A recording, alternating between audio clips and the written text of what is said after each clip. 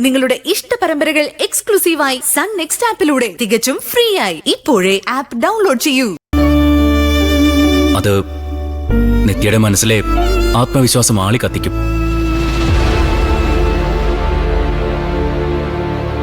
അല്ല, ന്യൂറോയിലെ ഏറ്റവും പ്രശസ്തരായ ഡോക്ടേഴ്സിനെ നിരഞ്ജൻ സാറിന് പരിചയം കാണുമല്ലോ. ഒരു ഒപ്പീനിയൻ ചോദിച്ചൂടായിരുന്നു?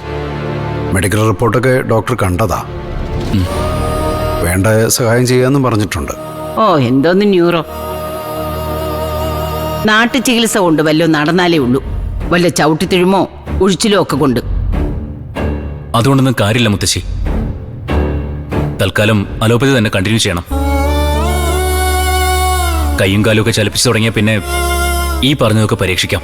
ഉത്തരവാദിത്തപ്പെട്ട ആളെന്ന നിലയിൽ ചില വൈദ്യന്മാരെയും ഡോക്ടർമാരെയും ഞാനും കൺസൾട്ട് ചെയ്യുന്നുണ്ട്.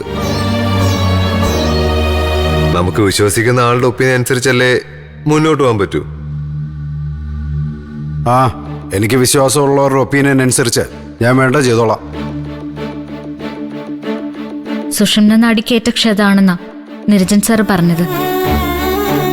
അത് ചികിത്സിച്ച് മാറ്റാവുന്നതേ ഉള്ളൂ. ഏത് സുഷമ? എന്റെ അമ്മ സുഷമയല്ല, സുഷുപ്ന. അമ്മ അറിയാൻ മേലാത്ത കാര്യത്തെ അഭിപ്രായം പറഞ്ഞുകൊണ്ട് നിക്കല്ലേ. മോനെ, മോമ്പാ.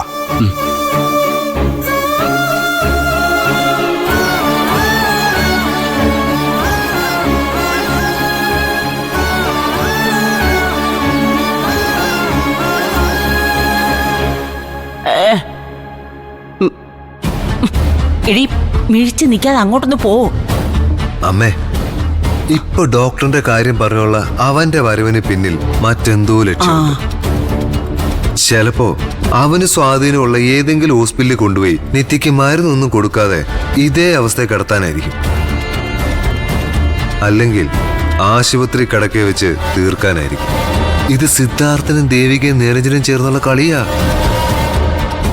അതിന് എന്റെ മോളെ ഞാൻ വിട്ടുകൊടുത്തിട്ട് വേണ്ടേ? വിട്ടുകൊടുക്കരുത്. നീ വാ, വാ ഇങ്ങോട്ട്.